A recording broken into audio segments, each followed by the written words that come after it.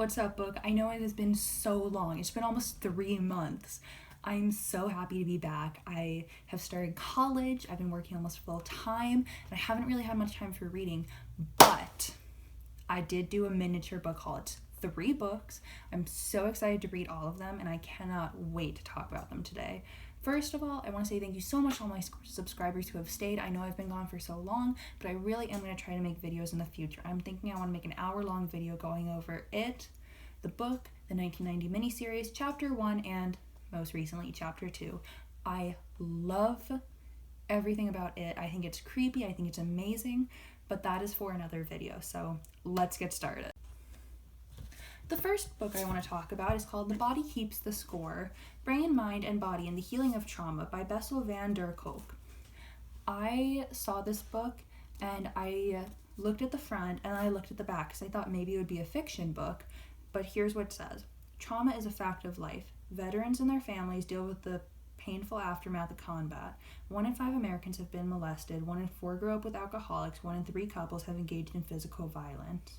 In The Body Keeps the Score, Dr. Bessel van Kolk uses recent scientific adventures to show how trauma literally reshapes the body and brain.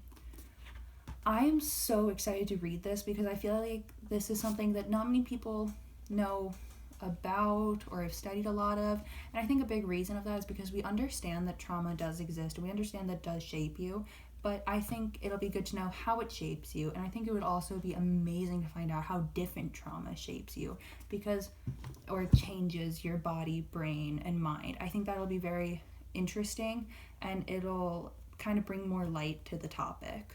I'm really excited to read it. It's probably going to be the second or third one I read because I already know which one I'm reading first.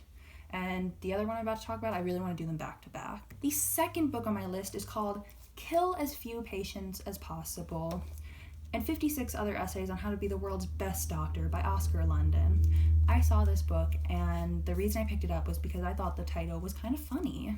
I am excited because I think this will kind of show the pressure and all the things that doctors have to do and the worries that they have. And then I read the inside. This has 57 rules to live and practice by, including hug a patient, hire a lawyer. Don't try to feel a breast lump over the telephone. If you don't believe in prescribing Xanax to anxious patients, be sure to take one yourself. Don't estimate the healing power of Blarney. If you drink, don't drive. If you smoke, don't bother wearing your seatbelt. And if you think you're indispensable, check your appointment book a week after you drop dead. I think this will really show the audience and whoever reads it that being a doctor is not an easy job, and we all know that it's not an easy job, but I think this will really show in depth all the worries and all the things that doctors go through every day, and I'm so excited to read it. I'm probably going to read this one first and then The Body Keeps the Score because I do want to read them back to back, and I think I want to read this one before I read this one. So this will be second and this will be third. So I'm so excited for that. The last book on my list actually isn't about doctors, isn't about anything like that. It's a fiction book called The Tattooist of Auschwitz by Heather Morris. A lot of people have read this. A lot of people have said it's amazing. I am so excited to read it. So looking in here, in April 1942, Leo Sokolov, a Slovakian Jew, is forcibly transported to the concentration camp at Auschwitz. When his captors discover that he speaks several languages, he is put to work as the German word for tattooist, tasked with permanently marking his fellow prisoners. I think this is going to be such a good book. I'm excited to read it. It's going to be the first one I read. It's going to be the first review that I post for this group of books. I think that it's going to be just wild, and it's going to be sad, and it's going to be heartbreaking, and there are times when it's going to be hopeful, and it's going to be good, and that is such good writing. I look forward to this completely. I cannot wait. A lot of people, like on the back, they're all saying how good it is. Booktubers have said how good it is. Friends have said how good it is. So I'm really excited. I love the quote that they have on the back. I tattooed her number on her left hand, and she tattooed her number in my heart. And that was from Leo Sokolov in an interview with Heather Morris. I feel so bad if I get the name wrong, but anyway, I am so excited to read this. I think it'll be not only heartbreaking and hopeful, but it'll be so interesting, and I feel like it'll give also history of what was going on at the time. And I feel like that's also very important. So those are my 3 books. I've decided I'm going to read The Tattooist of Auschwitz first, kill as few patients as possible, and then The Body Keeps the Score.